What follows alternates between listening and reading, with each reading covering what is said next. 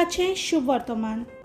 त्या दिसांनी मारी उठली आनी जुदाच्या दोंगराचेर आसत्या एका शारांत दडवडान गेली आनी जकार्यासाच्या घरांत भितर सरून तिणें एलिझाबेथीक नोमान केलें। एलिझाबेथीन मारयेचें नोमान आयकना फुडें तिच्या कुसव्यांत आसलेल्या बालकान खुशालकायेन उडी मारली आनी एलिझाबेथ पवित्र आत्म्यान भरली। आनी व्हडल्या ताल्यान तिणें म्हणलें, ओस्तोऱ्यां भितर तूं सोदोव आनी सोदोव तुजे कुशीचें फळ।